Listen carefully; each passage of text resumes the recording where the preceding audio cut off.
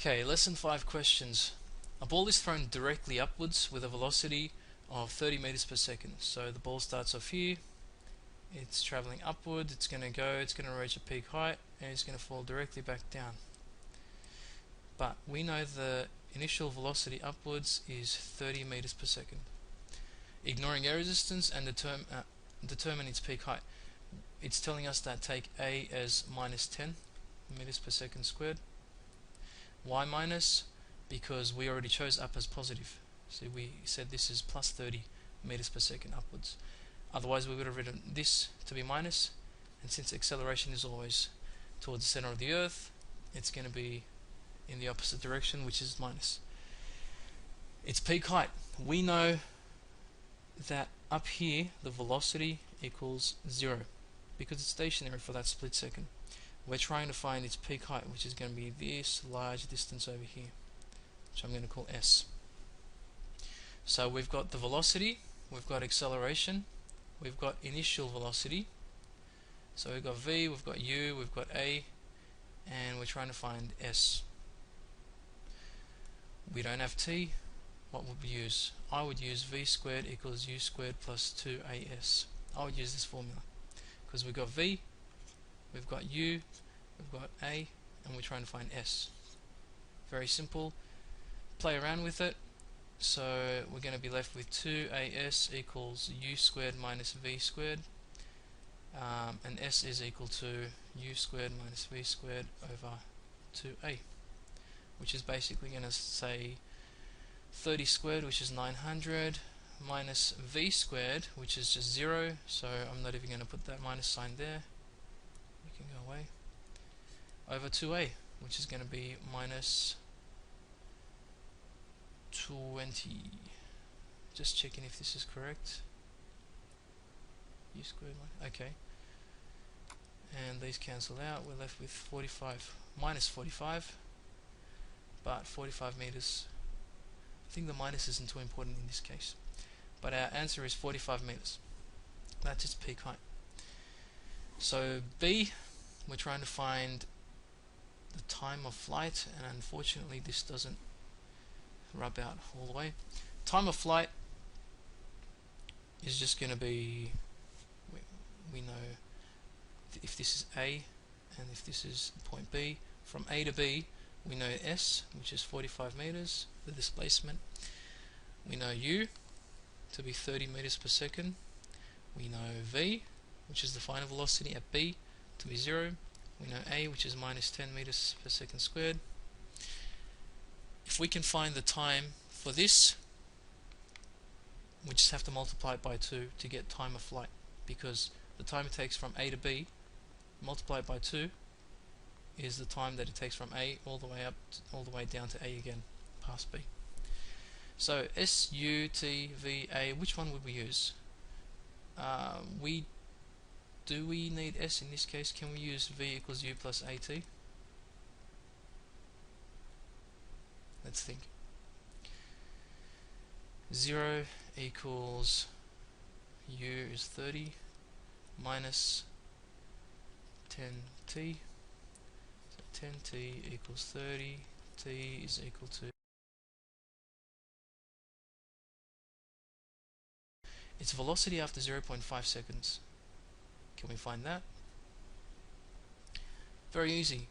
All we have to do now we actually have a time. 0.5 seconds is our time. Our initial speed is still 30 meters per second. Our final velocity is still 0. Sorry, that's what we're trying to find actually. We don't have S. We just have time. We've got U, we've got T, we've got A.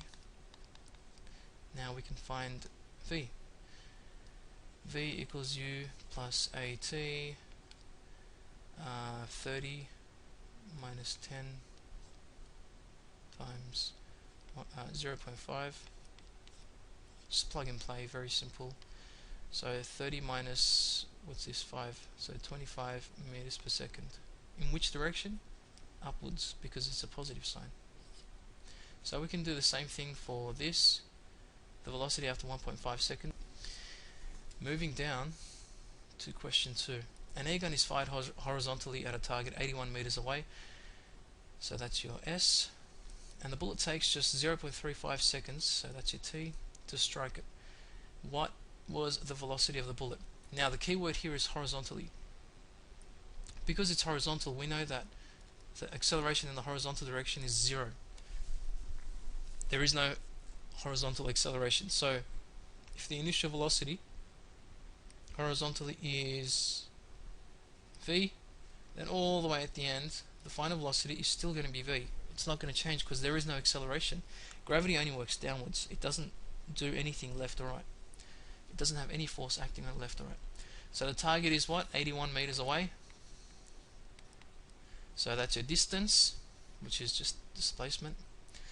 Time, you've got 0.35 seconds. And because there's no acceleration, we can simply use the DST diagram. Distance equals speed times time. What are we trying to find? We're trying to find distance. Sorry, we've got distance. We're trying to find v, velocity or speed. So we're trying to find this, which is just going to equal to distance divided by time. So velocity is just going to equal to 81 meters divided by 0.35, and 81 divided by 0.35 is equal to 231.4 meters per second. What is the velocity of the bullet? That's the velocity, 231 meters per second, which is just under the speed of sound. So it hasn't reached the speed of sound yet. Question 3. A tennis ball is struck at a velocity of 25 meters per second, 15 degrees above the horizontal. So something like this, 15 degrees. And your velocity is, your angular velocity is 25 meters per second.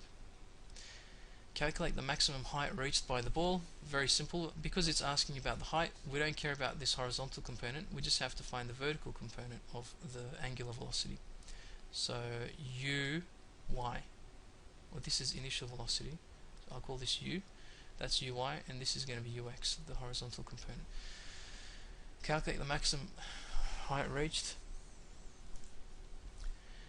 We know that all the way at the top, at point B, if it starts from point A, if we squash this projectile motion, which is going to follow a parabolic path like that, if we squash that into just the vertical components, you're going to have, if this was point A, and that's going to be your point B, if we squash it, then we're just going to have a vertical line, just a vertical straight line.